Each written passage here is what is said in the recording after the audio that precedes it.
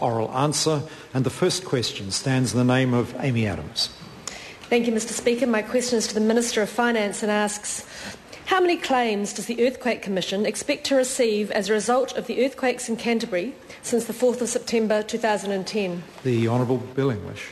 Mr. Speaker, so far the Earthquake Commission has received 240,000 claims since the earthquake on 4th September, 157,000 claims for the September earthquake itself, 58,000 claims so far for the 22nd of February earthquake, and the remainder of claims are for the earthquakes that were between these two major events. Overall, EQC expects to handle more than 300,000 claims, a very significant insurable disaster by world standards. Amy Adams. To the Minister, how does the likely number of claims for the Canterbury earthquakes compare with those for other disasters in New Zealand and overseas? The Honourable Bill English.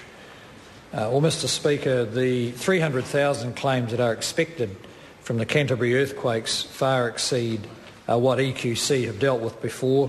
Previously, the largest number of claims for a single earthquake was 6,227 claims from Gisborne in 2007. We need to bear in mind that EQC was, as recently as September last year, an organisation of about 25 people. It has now expanded to over 1,200 and will probably be more. By international standards, the number of claims is large.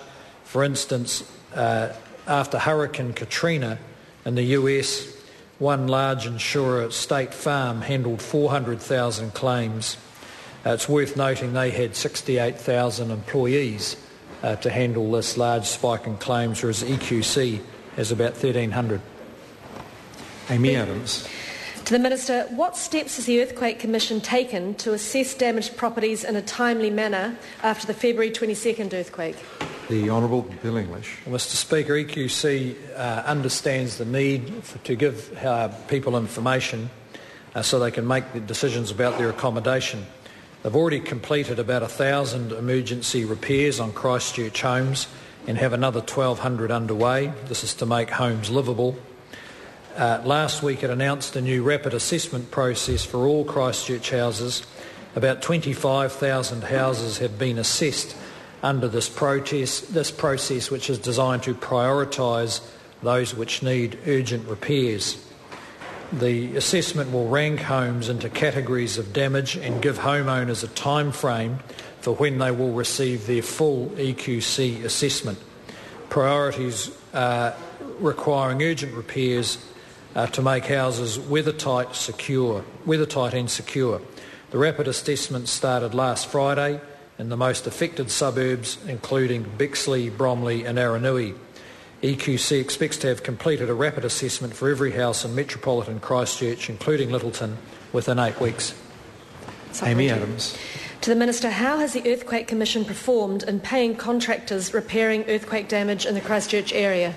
The Honourable Bill English. Well, Mr. Speaker, I followed up on some publicity that EQC was being slow in paying its contractors. Of course, the government would want them to pay as quickly as possible. As of last Friday, I'm advised there are 475 unpaid invoices, and none of these is more than a week old. On the 22nd of February, the date of the second large earthquake, there were 205 invoices in the EQC system, and the oldest dated invoice was 16th of February.